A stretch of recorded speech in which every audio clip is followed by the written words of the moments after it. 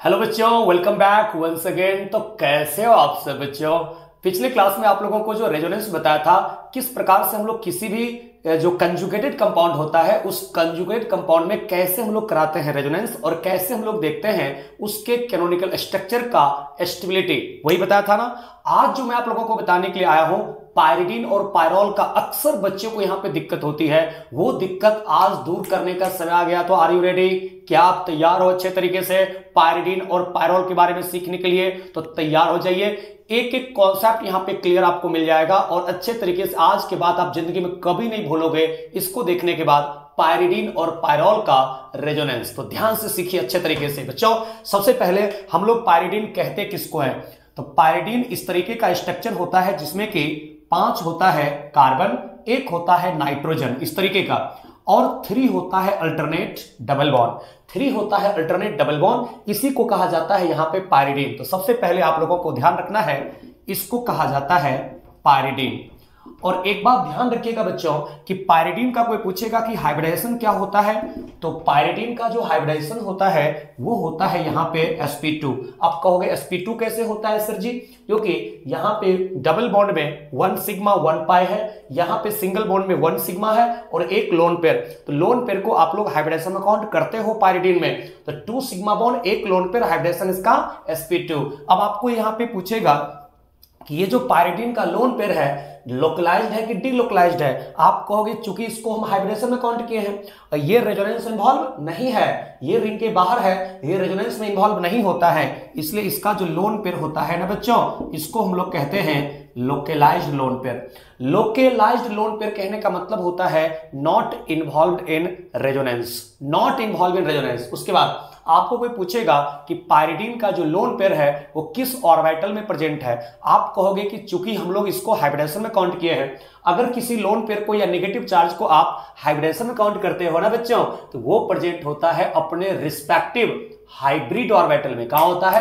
अपने respective hybrid orbital में होता है। तो चूंकि आपने यहां पे इसको हाइब्रिडेशन में काउंट किया है, 2 सिग्मा बॉन्ड एक लोन पेयर sp2 हाइब्रिडेशन, यानी कि आप लोग कहोगे lone pair of pyridine, lone pair of pyridine is present in sp2 orbital. कौन सा ऑर्बिटल? sp2 orbital. बहुत इंपॉर्टेंट है, 3 क्वेश्चन यहीं से हो गया, इसका 3 क्वेश्चन हो गया। इसका हाइब्रिडेशन sp2 होता है, lone pair not involve in resonance यानी कि लोकलाइज्ड होता है, उसके बाद इसका जो लोन पेयर होता है वो sp2 ऑर्बिटल में होता है। तो 3 क्वेश्चन यहां पे यही हो गया। अब आपको दिखाने जा रहा हूं कि इसका रेजोनेंस कैसे होता है। बच्चों ध्यान रखना, आपको मैंने बताया था ना रेजोनेंस में जहां कहीं हेटेरो एटॉमिक मल्टीपल बॉन्ड होता है, 2 अलग अलग एटम के बीच में डबल बॉन्ड या ट्रिपल बॉन्ड होता है, वो एक्सेप्टर की तरह पार्टिसिपेट करता है। यहां C डबल बॉन्ड N है, यानी कि नाइट्रोजन ज्यादा इलेक्ट्रोनेगेटिव है कार्बन से। तो यहां पे याद रखिएगा कि पायरिडीन का जो C डबल बॉन्ड N है वो एक्सेप्टर की तरह काम करता है, पायरिडीन का जो नाइट्रोजन है वो एक्सेप्टर की तरह काम करता है। ये लोन पेयर डोनर की तरह काम नहीं करता है, रेजोनेंस में नहीं जाता है। आप क्या करोगे? ये जो C डबल बॉन्ड N का नाइट्रोजन है वो इलेक्ट्रॉन को एक्सेप्ट करते हुए दिखाओगे। अब बच्चों देखो अगला यहां पे जो बनेगा स्ट्रक्चर वो कुछ ऐसे बनेगा जिसमें कि यहां पे नाइट्रोजन, यहां पे ये, इस पे एक लोन पेयर पहले से है, एक लोन पेयर पहले से है, ये पाई बॉन्ड यहां आ गया तो यहां पे बन गया नेगेटिव चार्ज, ये डबल बॉन्ड यही रहेगा, ये डबल बॉन्ड यही रहेगा, ये पाई बॉन्ड का इलेक्ट्रॉन चूंकि चला आया नाइट्रोजन पे, यहां पे कौन सा चार्ज? Positive charge. और फर्दर हम लोग क्या करते हैं? फर्दर इसको उसी डायरेक्शन में तब तक घुमाते रहेंगे जब तक कि पहले वाला स्ट्रक्चर ना मिल जाए। तो बच्चों पॉजिटिव चार्ज होता है एक्सेप्टर। तो पॉजिटिव चार्ज एक्सेप्टर क्या करता है? इस बगल वाले पाई बॉन्ड के 2 इलेक्ट्रॉन को एक्सेप्ट करता है, जिसके कारण कि यहां पे देखोगे अब जो अगला स्ट्रक्चर बनता है, यहां पे डबल बॉन्ड, यहां पे डबल बॉन्ड, यहां पे चूंकि अब डिफिशिएंसी हो गई क्योंकि यहां से पाई बॉन्ड यहां चला गया और इसके ऊपर एक लोन पेयर और एक नेगेटिव चार्ज अपनी जगह पे रहेगा। फर्दर एक बार और घुमाइए, जहां से जहां तक रेजोनेंस हुआ है ना, आप यहां पे देखिए यहां से पाई बॉन्ड यहां चला जाएगा क्योंकि पॉजिटिव चार्ज होता है एक्सेप्टर। तो पॉजिटिव चार्ज चूंकि एक्सेप्टर होता है, जिसके कारण कि हम लोग यहां पे कहेंगे ये होगा डबल बॉन्ड, ये होगा डबल बॉन्ड, और इसके केस में यहां हो जाएगा पॉजिटिव चार्ज, और फिर यहां पे है लोन पेयर, यहां पे है नेगेटिव चार्ज। बच्चों अभी भी आपको काम नहीं होगा है, एक बार और होगा रेजोनेंस। क्यों? क्योंकि आपको पहले वाला स्ट्रक्चर आ जाना चाहिए, जो न्यूट्रल वाला स्ट्रक्चर है वो आना चाहिए, तब तक घुमाते रहना है। आप कहोगे कि एक बार और होगा। पॉजिटिव चार्ज होता है एक्सेप्टर, लोन पेयर, और नेगेटिव चार्ज होता है डोनर। लेकिन आपको पता है यहां पे कौन इलेक्ट्रॉन देगा, लोन पेयर की नेगेटिव चार्ज? बच्चों एक बहुत बड़ी बात बोल रहा हूं, ध्यान रखिएगा, हमेशा ध्यान रखिएगा। रेजोनेंस में जाता है अनहाइब्रिडाइज्ड पी ऑर्बिटल, कभी भी sp sp2 sp3 hybrid orbital resonance में नहीं जाता है। तो यहां पे ये जो लोन पेयर है, ये लोन पेयर आपने कहा कि sp2 हाइब्रिड ऑर्बिटल में है, क्योंकि यहां पे इसको हमने हाइब्रिडेशन में काउंट किया था। जबकि ये जो इलेक्ट्रॉन होगा रेजोनेंस में गया हुआ है वो प्रेजेंट होता है p ऑर्बिटल में, और p ऑर्बिटल ही जाता है रेजोनेंस में। इसलिए नेगेटिव चार्ज अपना इलेक्ट्रॉन इसको दे देगा, और जैसे इलेक्ट्रॉन दे देगा तो देखिए यहां पे जो अगला स्ट्रक्चर इसमें से बन जाता है वो इस तरीके से, यहां पे डबल बॉन्ड, ये डबल बॉन्ड, ये डबल बॉन्ड, इस तरीके से पाइरीडीन का बन गया 1 2 3 4 5 कैनोनिकल स्ट्रक्चर। अब आप देखोगे जो बना इसके केस में, इसको मान लीजिए 1, इसको मान लीजिए 2, इसको मान लीजिए 3, इसको मान लीजिए 4, इसको मान लीजिए 5। अब बच्चों ध्यान देना, अब यहां से पूछेगा कि बताइए कैनोनिकल स्ट्रक्चर का स्टेबिलिटी का ऑर्डर क्या होगा। सबसे पहले हम लोग नंबर ऑफ पाई बॉन्ड देखते हैं। सबसे पहले नंबर ऑफ पाई बॉन्ड देखोगे तो यहां 1 2 3 है, यहां 1 2 है, यहां 1 2 है, यहां 1 2 है, यहां 1 2 3 है। Number of pi bond first and 5 में ज्यादा है कंपेयर टू 2 3 4, और फर्स्ट एंड 5 दोनों न्यूट्रल भी है, नंबर ऑफ पाई बॉन्ड भी सेम है और न्यूट्रल भी है। यानी हम लोग इसके केस में कहेंगे कि फर्स्ट इक्वल टू 5, जो फर्स्ट है वही 5 है, दोनों न्यूट्रल है। लेकिन बच्चों अब आप यहां पे क्या देखोगे, इसमें भी 2 पाई बॉन्ड, इसमें भी 2 पाई बॉन्ड, इसमें भी 2 पाई बॉन्ड, यहां भी नाइट्रोजन पे नेगेटिव चार्ज, यहां भी नाइट्रोजन पे नेगेटिव चार्ज, यहां भी नाइट्रोजन पे नेगेटिव चार्ज, यहां भी C+, यहां भी C+, यहां भी C+, यानी कि सेम एटम के ऊपर चार्ज है दोनों में, तीनों में नेगेटिव चार्ज और पॉजिटिव चार्ज सेम एटम पे है। लास्ट में देखा जाता है बच्चों चार्ज का सेपरेशन। जी हां, दो अपोजिट चार्ज अगर नजदीक होगा, अट्रैक्शन ज्यादा होगा, मोर स्टेबल होगा। यहां 1 2 पे है, यहां 1 2 3 4 पे है, यहां 1 2 पे है, तो less charge separation between two different charge more stable होता है। इसलिए इसके केस में हम लोग कहते हैं कि 2 इक्वल टू होता है 4, और सबसे कम स्टेबल होगा यहाँ पे 3, क्योंकि 3 के केस में आप लोग देखोगे चार्ज का सेपरेशन यहाँ पे ज्यादा है। आप देख सकते हो जो बना है पाइरीडीन, इस पाइरीडीन का हम लोग निकाल सकते हैं इस प्रकार से स्टेबिलिटी। बात क्लियर है यहां तक? एक और इसमें से क्वेश्चन बहुत ही इंपॉर्टेंट पूछा जाता है कि पाइरीडीन के किस कार्बन पे, नाइट्रोजन पे नहीं, किस कार्बन पे इलेक्ट्रॉन डेंसिटी ज्यादा है पाइरीडीन का। तो बच्चों यहां मान लिया इसको 1, इसको मान लिया 2, इसको 3, इसको 4, इसको 5 और इसको 6। तो पूछता है, ये सब आपको एसएन टेस्ट के लिए बहुत इंपॉर्टेंट है, नीट एग्जाम के लिए बहुत इंपॉर्टेंट है, ध्यान रखिएगा। अब किस कार्बन पे इलेक्ट्रॉन डेंसिटी ज्यादा है? अब आप इसके केस में देखोगे कार्बन नंबर 2 पे क्या आया है, पॉजिटिव चार्ज। कार्बन नंबर 4 पे क्या आया है, पॉजिटिव चार्ज। कार्बन नंबर 6 पे क्या आया है, पॉजिटिव चार्ज। तो कार्बन नंबर 2 4 6 पे पॉजिटिव चार्ज है, तो जहां जहां पॉजिटिव चार्ज आया इसका मतलब वहां वहां इलेक्ट्रॉन डेंसिटी घट गया। तो जहां जहां पॉजिटिव चार्ज आया वहां वहां इलेक्ट्रॉन डेंसिटी घट गया। इसका मतलब यहां पे हुआ ये कि जहां पॉजिटिव चार्ज नहीं आया वहां पे इलेक्ट्रॉन डेंसिटी ज्यादा होगा। आप कहोगे कि 2 4 6 पे चूंकि पॉजिटिव चार्ज आया, मतलब 2 4 6 पे इलेक्ट्रॉन डेंसिटी घटा, तो कहां पे नहीं आया पॉजिटिव चार्ज? नहीं आया कार्बन नंबर 3 और कार्बन नंबर 5। देखिए 3 पे और 5 पे कहीं पे भी पॉजिटिव चार्ज नहीं आया है। इसका मतलब यहां पे हम लोग कहेंगे इन पाइरीडीन, पहले तो स्ट्रक्चर याद रखिए, इन पाइरीडीन इलेक्ट्रॉन डेंसिटी, ये सब क्वेश्चन बहुत ही यूनिक है, अपने आप में अनोखा है। Electron density is maximum at C3 and C5। बिल्कुल, कार्बन नंबर 3 और कार्बन नंबर 5 पे ज्यादा होगा, क्योंकि C3 एंड C5 पे यहां पे हम लोग कहते हैं कि पॉजिटिव चार्ज नहीं आया है, इसलिए वहां पे ज्यादा बच गया। और जहां जहां पॉजिटिव चार्ज आया मतलब इसका है कि वहां इलेक्ट्रॉन डेंसिटी घट गया। तो पाइरीडीन में कोई पूछेगा इलेक्ट्रॉन डेंसिटी कहां ज्यादा होता है, तो बड़े ही सावधानी से आप लोग कहिएगा कि 3 पे और 5 पे ज्यादा होता है। ये हो गया पाइरीडीन का केस। अब मैं आप लोगों को बताने जा रहा हूं पायरोल का केस, कि पायरोल में कहां पे इलेक्ट्रॉन डेंसिटी ज्यादा होता है, कहां पे लोन पेयर होता है, किस प्रकार से रेजोनेंस होता है। आइए सीखते हैं हम लोग अब पायरोल का केस। सीखिए, तो यहां पे हम लोग देखते हैं पायरोल। तो पायरोल सबसे पहले देखें होता कैसा है। तो पायरोल का स्ट्रक्चर कुछ ऐसा होता है बच्चों, जिसमें कि 4 होता है कार्बन और एक होता है नाइट्रोजन, इसमें होता है एक लोन पेयर। सुनिएगा ध्यान से क्या होता है इसके केस में। यहां पे सबसे पहले तो इसका नाम ही हम लोग याद रखेंगे, पायरोल। तो पायरिडीन और पायरोल का पहले आप लोग निकाल लीजिए हाइब्रिडाइजेशन। हाइब्रिडाइजेशन क्या होता है? पायरिडीन का आपने देखा कि हाइब्रिडाइजेशन होता है sp2। आप पायरोल का देखो क्या होता है बच्चों, पायरोल का भी हाइब्रिडाइजेशन होता है sp2। आप कहोगे सर जी sp2 कैसे? यहां तो 1 2 3 सिग्मा बॉन्ड एक लोन पेयर है, तो 3 sigma bond plus 1 lone pair मिला करके तो sp3 होना चाहिए। लेकिन प्यारे बच्चों ऐसा नहीं है। होता क्या है इसके केस में, ये जो लोन पेयर है ना, ये लोन पेयर एरोमेटिसिटी में इन्वॉल्व है। क्यों? क्योंकि रिंग के अंदर पहले से मात्र 2 पाई बॉन्ड है, यानी 6 पाई इलेक्ट्रॉन, यानी कि एरोमेटिसिटी अचीव करने के लिए 6 इलेक्ट्रॉन की जरूरत होती है। और यहां पे मात्र 2 पाई बॉन्ड है, एक पाई बॉन्ड में 2 इलेक्ट्रॉन होता है, तो 2 पाई बॉन्ड में 4 इलेक्ट्रॉन हो गया। अगर ये लोन पेयर चला जाता है रेजोनेंस में तो रिंग के अंदर हो जाता है 6 पाई इलेक्ट्रॉन, और अगर रिंग के अंदर 6 पाई इलेक्ट्रॉन हो जाता है वो रिंग हो जाता है एरोमेटिक और हाईली स्टेबल।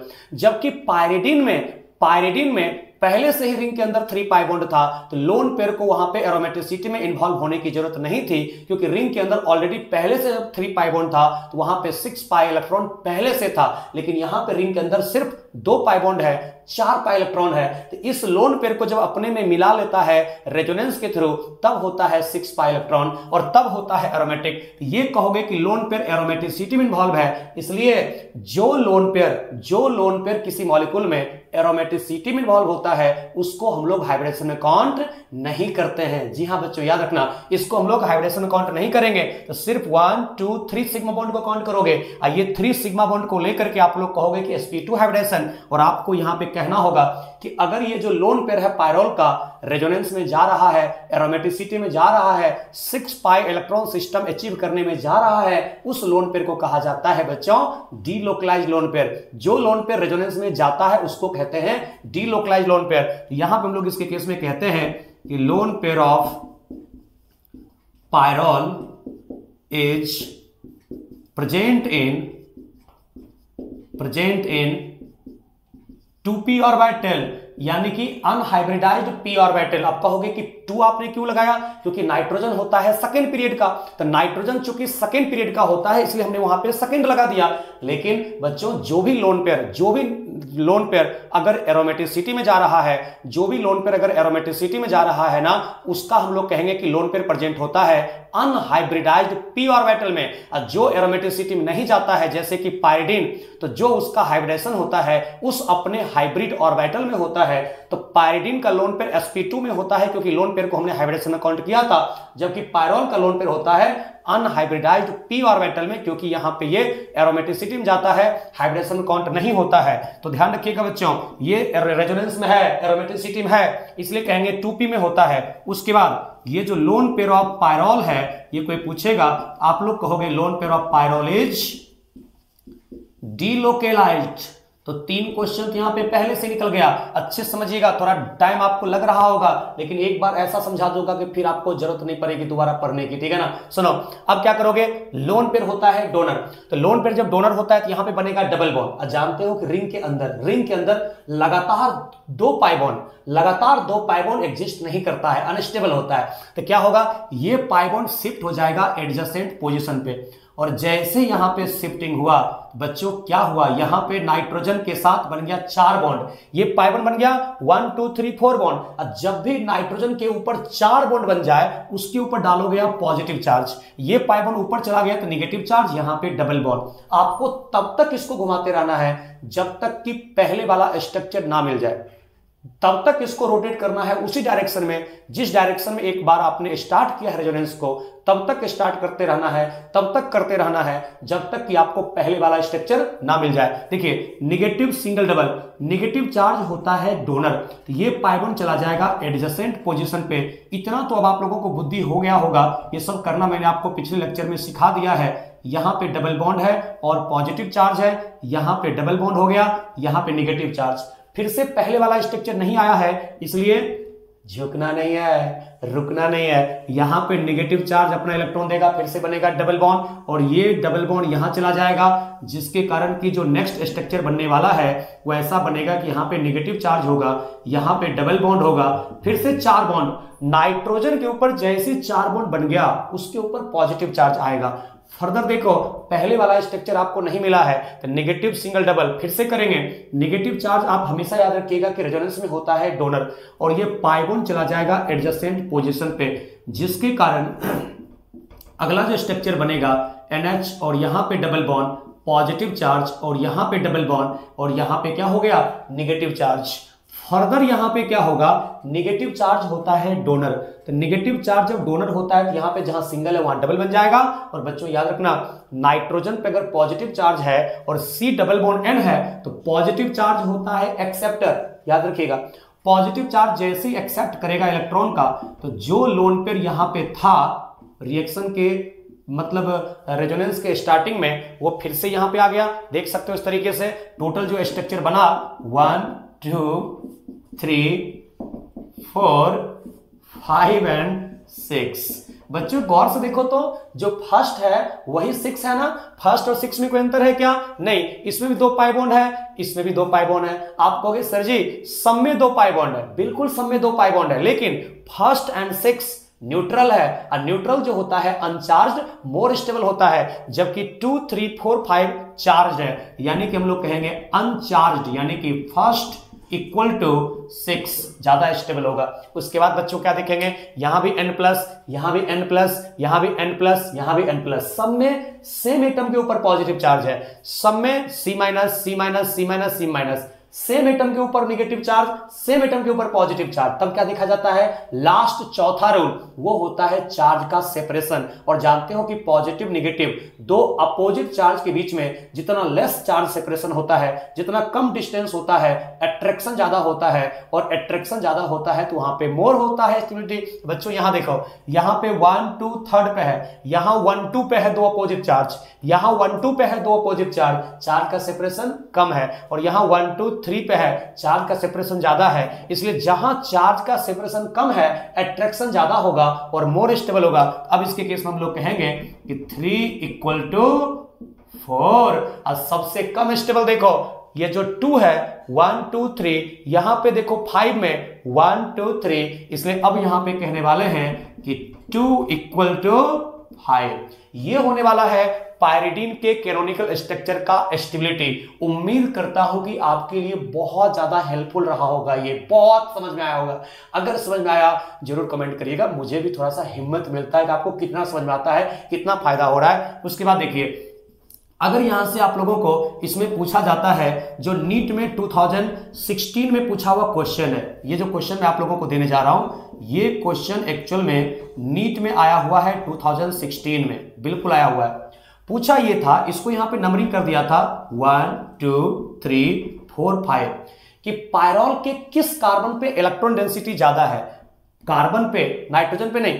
पायरॉल का जो यहां पे 1 2 3 4 कार्बन है, उस 4 कार्बन पे कहां पे इलेक्ट्रॉन डेंसिटी ज्यादा है। बच्चों आप देखोगे, आप कहोगे कि सर जी नेगेटिव चार्ज यहां भी है, नेगेटिव चार्ज यहां भी है, नेगेटिव चार्ज यहां भी है, नेगेटिव चार्ज यहां भी है, यानी सब जगह नेगेटिव चार्ज है। जितने कार्बन है सर सब पे नेगेटिव चार्ज है। तब क्या करेंगे, क्या हम कहेंगे कि पायरॉल के सभी कार्बन पे इलेक्ट्रॉन डेंसिटी सेम होता है? नहीं होता है, नहीं होता है। ध्यान रखिएगा, मैं बताता हूं कहां पे ज्यादा होता है। बच्चों एक बात हमने आप लोगों को सिखाया था कि more stable canonical structure contributes more in real structure, यानी कि रेजोनेंस हाइब्रिड। तो एक यहां पे कॉन्सेप्ट आपको लिखूंगा मैं, एक नोट में आप लोग लिखिएगा, जरूर लिख लीजिएगा अपनी कॉपी में कि मोर स्टेबल